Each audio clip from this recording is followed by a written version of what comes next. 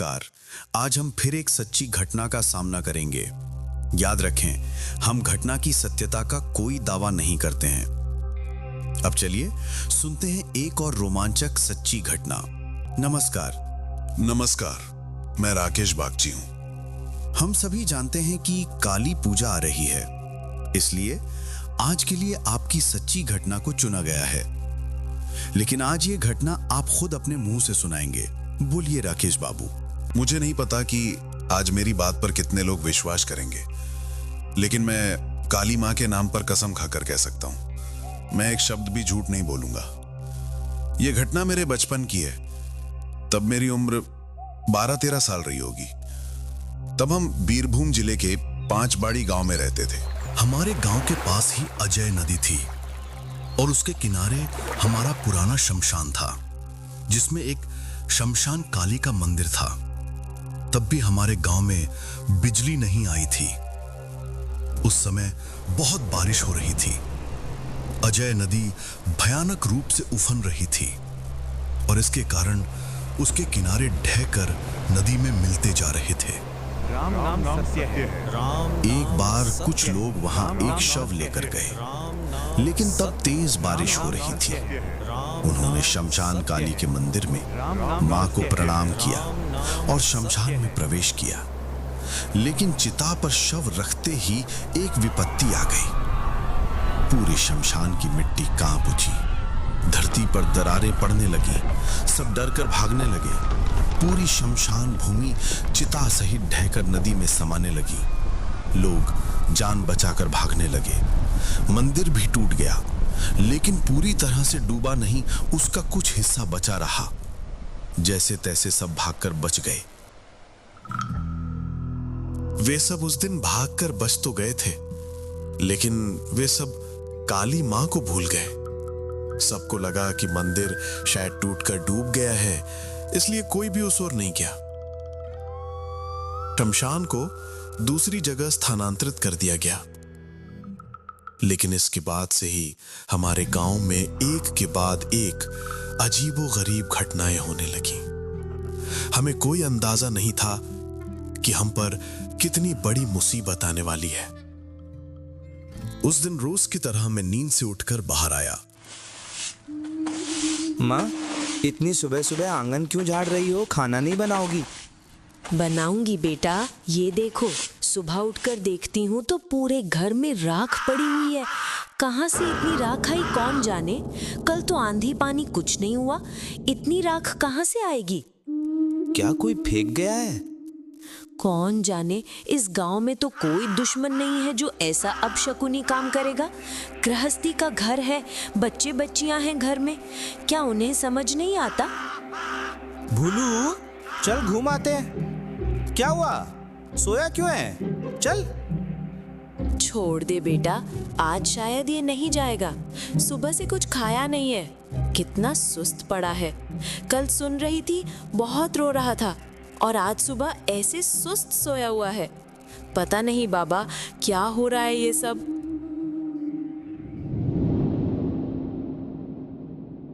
रामू, चल मैदान में चल, खेलेगा ना? मैं भी हूँ रे।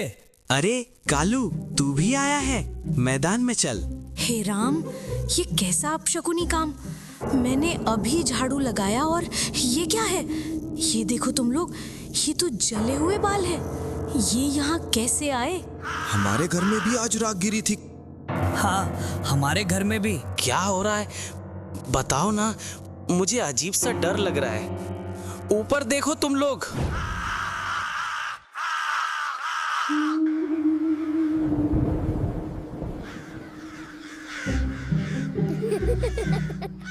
ए राकेश, धक्का क्यों दे रहा है? मैंने कहा धक्का दिया? तू धक्का नहीं दे रहा तो कौन? हे रामू, छोड़ना, बॉल फेंक। हे राकेश, तू तो मुझे भी धक्का दे रहा है। अरे धत्त बाबा, तुम लोग ठीक से देखो, मैं तुम लोगों से कितनी दूर खड़ा हूं। मैं सच कह रहा हूं, माँ की कसम, किसी ने मुझे धक्का दिया था। हाँ, मुझे। कालू की बात खत्म होने से पहले ही वो किसी के धक्के से जमीन पर गिर पड़ा। रामू चिल्लाकर भागा और राकेश का हाथ पकड़कर डर से कांपने लगा। अब तुम लोगों ने देखा ना, मैंने धक्का नहीं दिया था। कालू ठीक है? हाँ मैं ठीक हूँ। तुम लोग अभी घर चलो, अब यहाँ रुकना ठीक नहीं है। वे तीनों वापस जा ही रहे थे, तभी उनकी छोड़ी हुई बॉल को किसी ने उनकी तरफ फेंक मारा। वे और डरकर जान बचाकर भागे। वे तीनों भागते भागते रास्ते पर आए और देखा कि राकेश के पिता और कई गांव वाले मिलकर उसी ओर आ रहे थे। क्या हुआ तुम लोगों को? अभी भी बाहर हो? घर जाओ, लगता है बड़ा तूफान आ रहा है। तुम लोग कहाँ जा रहे हो? एक बार ठाकुर से मिलकर आते हैं। चारों तरफ जो चल रहा है उसके बीच वही रास्ता दिखा सकते हैं, इसलिए सब मिलकर उधर ही जा रहे हैं। हम भी चलेंगे। तुम छोटे बच्चे वहां जाकर क्या करोगे? अच्छा चलो, ठाकुर तुम्हें देखकर खुशी होंगे, लेकिन मेरी सारी बात सुनकर चलोगे। ठाकुर के सामने चुपचाप बैठे रहना, ठीक है? ये ठाकुर कई दिनों से हमारे गांव के सारे पूजा पाठ, क्रियाकर्म, यहां तक कि हाथ देखना या कुंडली विचार का काम करते आ रहे हैं। गांव में कोई विपत्ति आने पर वही विधान देते थे। गांव के लोग उनका बहुत सम्मान करते हैं, लेकिन तब वो लगभग बिस्तर पर ही थे। हाथ पांव सब लकवे से ग्रस्त थे, वो हिल नहीं पाते थे। उनका बेटा और बहू ही उनकी देखभाल करते थे। जब हम पहुंचे, बाहर मूसलाधार बारिश शुरू हो चुकी थी। ठाकुर, हमारे गांव पर यह कैसी विपत्ति आई है? एक के बाद एक बुरे लक्षण। अभी भी आपके घर के बाहर हजारों कौवे बैठे हैं। हवा में मुर्दा जलाने की गंध है। ये सब मैंने पहले कभी नहीं देखा। और हमारे सबके घरों में आज क्या क्या हुआ, वो सब तो आपने सुना ही है। अब आप इसका कोई समाधान कीजिए। मैं और क्या समाधान करूंगा? अगर माँ हमें क्षमा नहीं करेंगी तो हमें और कोई नहीं बचा पाएगा। सब एक एक करके खत्म हो जाएगा। क्या कह रहे हैं ठाकुर? मैं सच कह रहा हूँ। मैंने सपने में देखा था, एक चिता की राख पर माँ कराल बदना लोल जिह्वा के साथ खड़ी है। उनके पूरे शरीर से अग्नि जैसा तेज निकल रहा है। उस ताप से मेरे शरीर की त्वचा जलने लगी। धीरे धीरे माँ के पैरों के पास से गर्म जलती हुई राख उड़कर मेरे शरीर पर गिरने लगी। मेरी त्वचा जलने लगी और माँ हा हा हा करके हंसने लगी।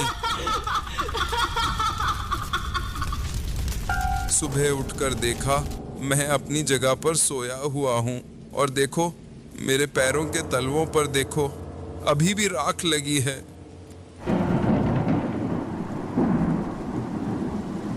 इस सपने का मतलब क्या है ठाकुर? क्या माँ किसी कारण से क्रोधित हुई हैं? जब पुराना शमशान नदी के गर्भ में चला गया, किसी ने नहीं देखा कि माँ अभी भी वहां मौजूद हैं। उन्हें वहीं छोड़कर सब चले आए। वो परित्यक्त रह गईं। इसी कारण इस गांव पर इतनी बड़ी विपत्ति आई है। उस मूर्ति को फिर से निकाल कर स्थापित करने से ही इस विपत्ति से मुक्ति मिलेगी, नहीं तो पूरा गांव धीरे धीरे खत्म हो जाएगा। तो फिर देर क्यों? उस मूर्ति को लाने का इंतजाम कल ही किया जाए।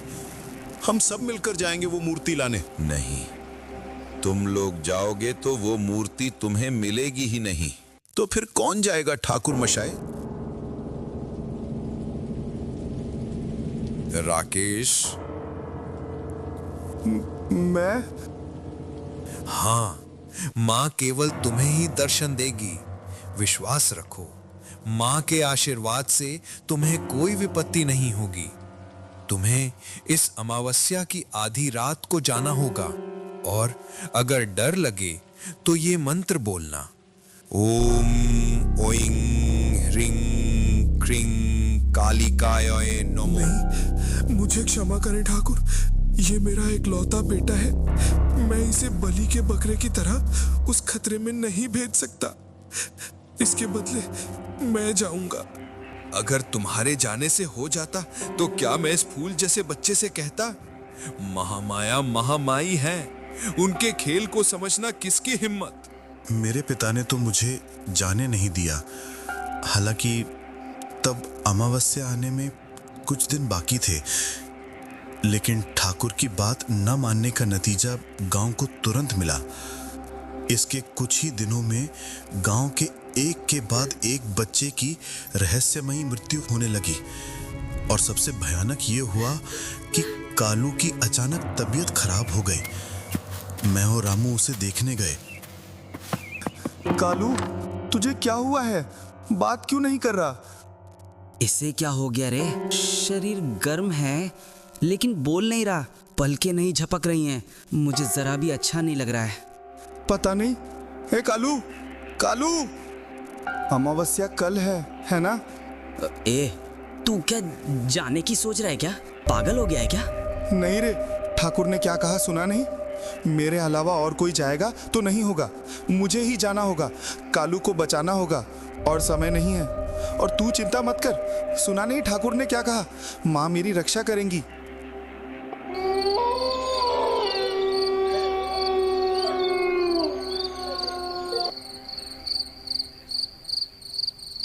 अमावस्या की रात झिंगुरों की आवाज आ रही है।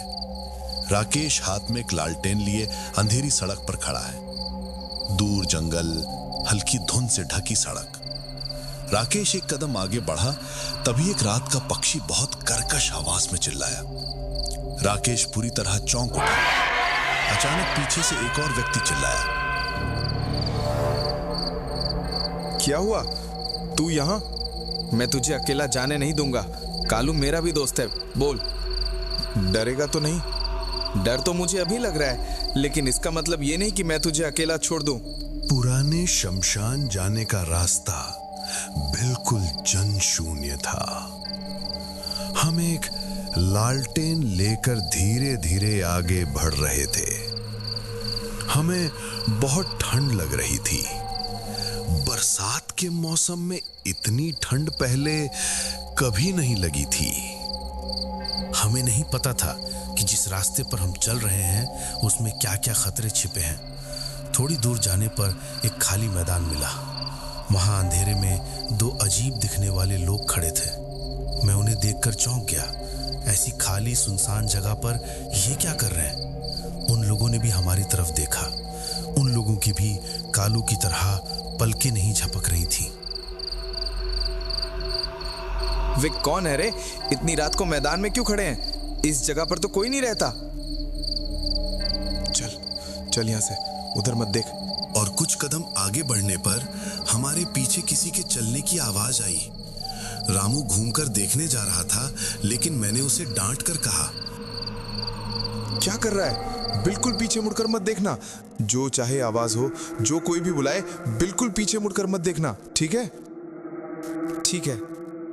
हम कुछ दूर इसी तरह डरते डरते चलने के बाद अचानक देखा कि एक बड़ा बरगद का पेड़ अंधेरे में एक विशालकाय सन्यासी जैसा लग रहा था।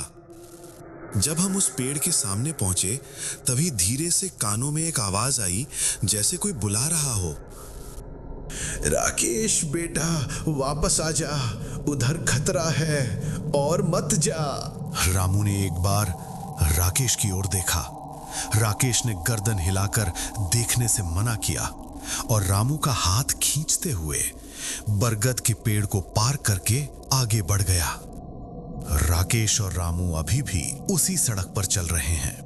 अरे, पुराना शमशान के इतनी दूर है? हम तो कब से चलते ही जा रहे हैं। हाँ, मैं भी यही सोच रहा हूँ बहुत देर से। रास्ता तो सीधा था, तो क्या हमने अंधेरे में रास्ता भूल कर दिया? राकेश, वो देख। उन्होंने देखा, वे फिर से उसी मैदान के पास आ गए थे और वे दोनों लोग और थोड़ा नजदीक आकर खड़े थे। राकेश ने रामू का हाथ पकड़ा और खींचते हुए उसे वहां से ले आया। वे फिर से उसी बरगद के पेड़ के पास आए। तभी फिर से एक रात के पक्षी ने कर्कश आवाज में चिल्लाकर बुलाया। रामू चौंक उठा और उन्होंने सुना, रामू, मेरे पास आ। देख, मैं तेरे लिए आई हूँ। चल मेरे साथ वापस चल। रामू, वह तेरी माँ नहीं है, रो मत, चल। उफ, मैं अब और नहीं चल सकता। बहुत देर से बस चलते ही जा रहे हैं, चलते ही जा रहे हैं। अब थोड़ा रुक।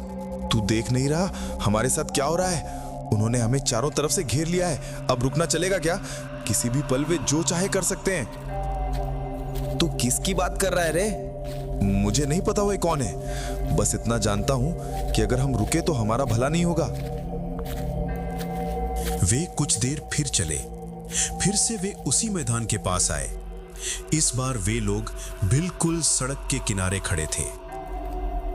वो हम फिर से उसी मैदान के पास आ गए हैं। उनकी तरफ मत देख, चुपचाप चल। और कितनी देर तक हम इसी तरह घूमते रहेंगे? हम कभी वहां पहुंच नहीं पाएंगे। वे हमें पहुंचने नहीं देंगे। लेकिन अब यहाँ से हमारे लिए वापस लौटने का भी कोई रास्ता नहीं है। मतलब क्या हम पूरी जिंदगी इसी सड़क पर घूमते रहेंगे क्या? पता नहीं। इतनी देर में वे फिर से उसी बरगद के पेड़ के पास आ गए थे। इस बार उन्होंने सुना, तुम लोग किसके लिए इस जगह पर जा रहे हो? तुम सोच रहे हो मुझे बचाओगे, लेकिन तुम जानते नहीं हो मैं अब और नहीं हूँ रे। मैं तुम लोगों को छोड़कर बहुत पहले ही चला गया हूँ। सुन मत, चल। अगर वो सचमुच चला गया हो तो? चुप, ये सब कालू नहीं कह रहा है। वो कालू नहीं है। रामू, एक बार मेरे पास आ, मुझे और किसी दिन नहीं देख पाएगा। रामू खुद को और रोक नहीं पाया।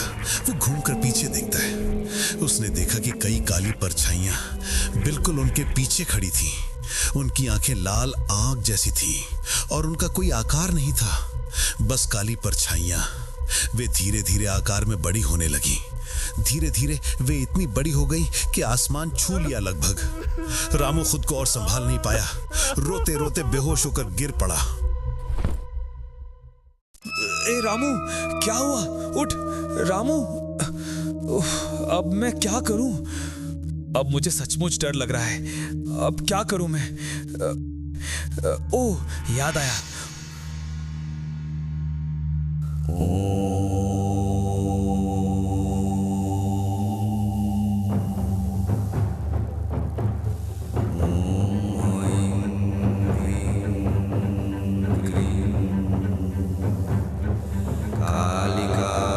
राकेश के मंत्र बोलते ही बरगद के पेड़ के पीछे से एक ज्योति निकलनी शुरू हुई। राकेश उसे देखकर धीरे धीरे उस ज्योति का अनुसरण करते हुए बरगद के पेड़ के पीछे जंगल में चला गया। राकेश बरगद के पेड़ के पीछे जाकर देखता है, वहां अजय नदी के किनारे टूटा हुआ मंदिर आधा झुका हुआ टिका है और मंदिर के अंदर से ज्योति निकल रही है। राकेश मंदिर के अंदर जाकर देखता है, वहां एक छोटी मां की मूर्ति है, उससे सफेद ज्योति निकल रही है। राकेश मूर्ति लेकर बरगद के पेड़ के पीछे से बाहर निकलते ही रामू उसे गले लगा लेता है। राकेश, आसमान की तरफ देख। अब हम गांव वापस जा पाएंगे। माँ हमारे साथ हैं। जब हम गांव में मां की मूर्ति लेकर प्रवेश कर रहे थे तो पूरब दिशा में सूर्योदय हो रहा था। पक्षी चहक रहे थे और मनुष्यों का कोलाहल था, मानो सब एक बुरा सपना छोड़कर जाग उठे हों। ऐसा लगा जैसे प्रभात के लाल आकाश में मां का लाल त्रिनयन उभर रहा हो। तूने कर दिखाया। तुम दोनों ने हमारे गांव की रक्षा की, लेकिन तुम 2 दिन कहाँ थे, कैसे थे? हमने तुम्हें हर जगह ढूंढा, पुराने शमशान में भी गए, कहीं नहीं मिले। 2 दिन? माँ ने हमें रास्ता दिखाया। 2 दिन क्यों बोल रहे हैं रे? हम किसी समय के जाल में फंसे थे, हमें खुद क्या पता। रामू, राकेश, तुम लोग आ गए। मैं जानता था तुम मेरे लिए ही वहां गए थे। ये देखो, मैं स्वस्थ हूँ और ये देखो। अगली अमावस्या पर मंदिर स्थापित करके धूमधाम से मां की पूजा की गई। ठाकुर सहित पूरे गांव के लोग उस पूजा में थे। उसके बाद से हमारे गांव में ऐसी घटना फिर कभी नहीं हुई। बहुत ही सुंदर घटना। हमें उम्मीद है कि सबको अच्छी लगी होगी। लेकिन एक सवाल का जवाब अभी भी नहीं मिला। क्या कहिए? ठाकुर ने कहा था कि केवल आप ही जाएंगे तभी मां के दर्शन होंगे और कोई नहीं। ऐसा क्यों? आपकी उम्र के तो और भी कई थे, वे क्यों नहीं? ये सवाल मैंने भी अपने पिता से किया था और मुझे पता चला जिस दिन पुराना शमशान ढह गया था, जिस शव को दाह संस्कार से पहले नदी के नीचे जाना पड़ा था, वो मेरे पिता थे। मतलब आपके पिता? हाँ, मेरी मां का देहांत मेरे जन्म के समय ही हो गया था और मां के दुख में पिता भी कुछ दिनों बाद चल बसे। तब उनके दोस्त ने मुझे अपने बेटी की तरह पाला, जिन्हें मैं बचपन से अपने माता पिता के रूप में जानता हूं। मेरे पिता की आत्मा ही शायद किसी तरह चाहती थी कि मैं जाऊं। इसी से शायद उन्हें मुक्ति मिलती। आपका बहुत बहुत धन्यवाद राकेश बाबू। आज आपने देखा कि अगर मां काली का साथ हो तो कोई विपत्ति नहीं रहती। और मैं आप लोगों से कह रहा हूं, अगर आपको ये कहानी अच्छी लगी हो तो लाइक और सब्सक्राइब करना ना भूलें। नमस्कार।